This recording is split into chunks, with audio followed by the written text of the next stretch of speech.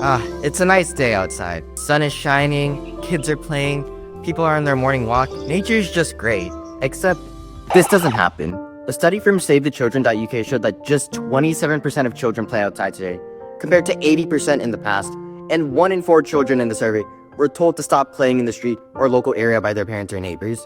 Older generations always say, oh, them kids, they're always glued to their damn phones, that damn phone and stuff. Even though that's part of the reason sometimes, it's more than just the damn phone. And we use that phone a lot because it's hard to talk to others physically because of how cities are designed. Many cities are designed like this. If you don't have a car, you can't go out. Suburbs are heavily dependent on cars, and they don't think about pedestrians. Streets are very wide, public transport's garbage, and neighborhoods are far away from places we need to go to. Let's say this is your house and this is the grocery store. Would you really walk all the way from the neighborhood, cross the roads, walk along the grass since some parts don't have a sidewalk, dodge bad drivers, and end up playing real-life Crossy Road just to get milk, eggs, and bananas? No. So why would we expect the kids to play real-life Crossy Road to get to school or their friend's house? It's just not ideal. Hence why everyone uses a car, but it causes so much traffic. If the GPS says 1 hour, it's 2. More cars on the road means there's a higher chance of car accidents, and biking is not really an option when the lane is this small. It's so easy to potentially get hit if a driver accidentally leans to the right too much, or can't see bikers at night when they change lanes. I guess that's why over 130,000 bicyclists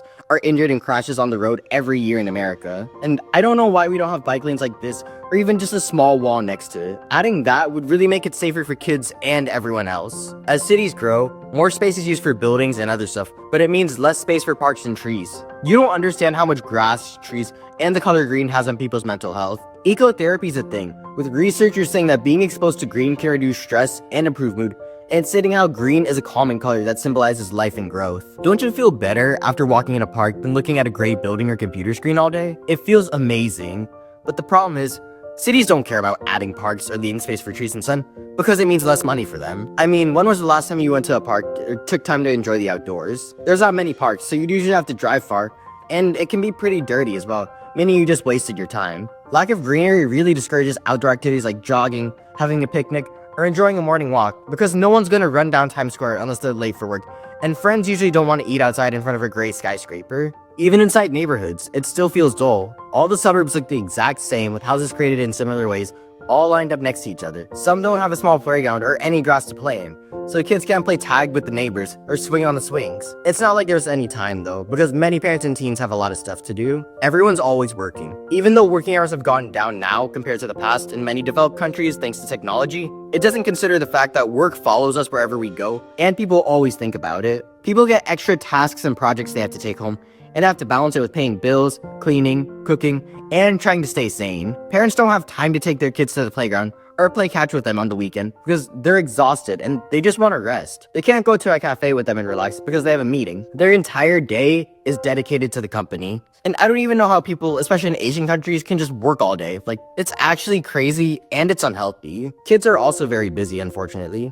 Especially teens. They have 8-hour school days 5 days a week without getting paid, multiple extracurriculars and tutoring sessions, some have a part-time job, and the worst part is that they have hours of homework to do. So there's no time to play basketball with the homies or go on a date with your man or girl. Even if you're free, your friends might not be, because everyone has different responsibilities and workloads. And if everyone's somehow available, it's hard to hang out unless you have a car, which means you need mom or dad to bring you, and they barely have time for themselves, so they're not bringing you out 90% of the time. Maybe that's why hangout plans almost never make it out of the GC. Since there's so much to do, time with friends and family almost never happens. A Fontana article states that the average dinner lasts only 12 minutes. The frequency of family dinners has gone down 33% over the last 20 years, and 46% of families find it hard to eat together regularly. By the time everyone gets home, everyone's tired and they just want to go to sleep. So they just do their own thing and whatever's convenient to them. Going outside is a lot of work. You have to remove the warm blanket you're in, get up from your bed, walk down the hallway, open the door, and step out. That's a lot to do. There's no point in going outside when everything's literally online. Why play hide and seek at the playground when you can just play it on Roblox?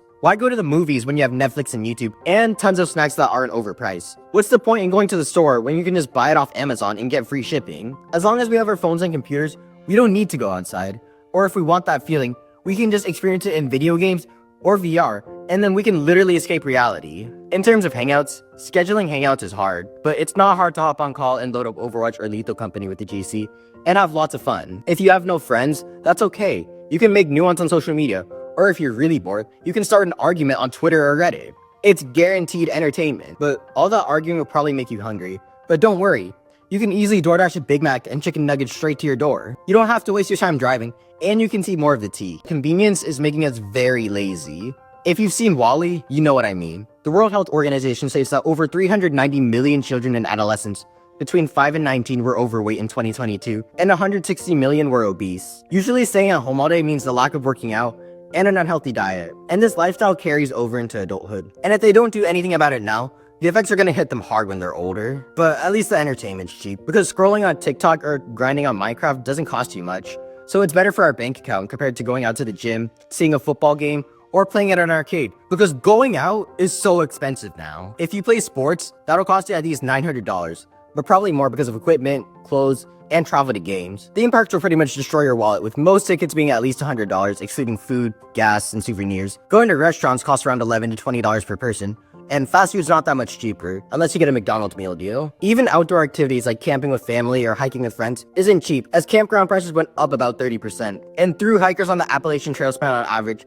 $7,482, with $1,000 to $3,000 being spent on gear. Our world is focused on profits, and with inflation and stagnant wages, no one has that kind of money to spend, except rich politicians, or kids that just spend mommy and daddy's money from their business, going shopping at the mall all day. A lot of teens either don't have a job or get minimum wage, so they don't have a lot to work with, and they need a car to get there, which means they have to save up to buy one, then spend money on gas, insurance, and maintenance. That must suck when your favorite music artist is in town and you have no way to get there. But it's not like you can afford it anyway, because concert tickets are outrageously expensive, with the average price of the top 100 music tours in 2023 being about $123. In 2019, it was under $100, and in 2000, it was under $50. I bet next year it's gonna be $200. I know most teens don't have that kind of money, so they have to ask their parents, who probably say no half the time.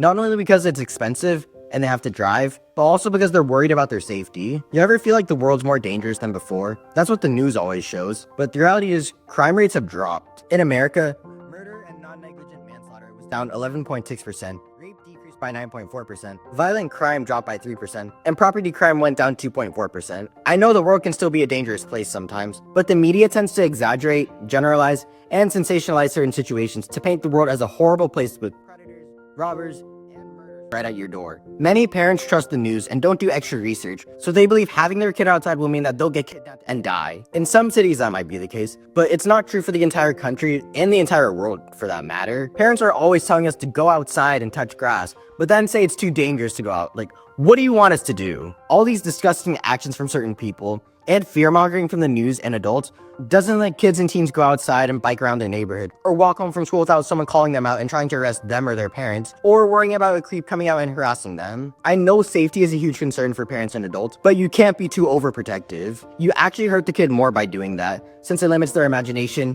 creativity, and ability to think for themselves. What's the kid gonna do when they're an adult, moved out, and have to fend for themselves? You can't be there all the time, and they can't always depend on you forever. Now, I'm not saying throw a 5-year-old into a forest and make them tough it out for the night, because that's just mean. But we need to let kids explore more and not be so worried about the what ifs. Thinking about what ifs and passing it on to kids and teens makes them more fearful and less likely to go out, which makes them more sedentary, and then people have the audacity to call them lazy when they played a part in causing it. Most kids and teens are used to not going outside now, but it's not a good thing. You remember when COVID happened and no one could go out? At first, kids and teens were happy. They didn't have to go to school, talk to people they hated, and they could play games or scroll all day. It was literally a dream.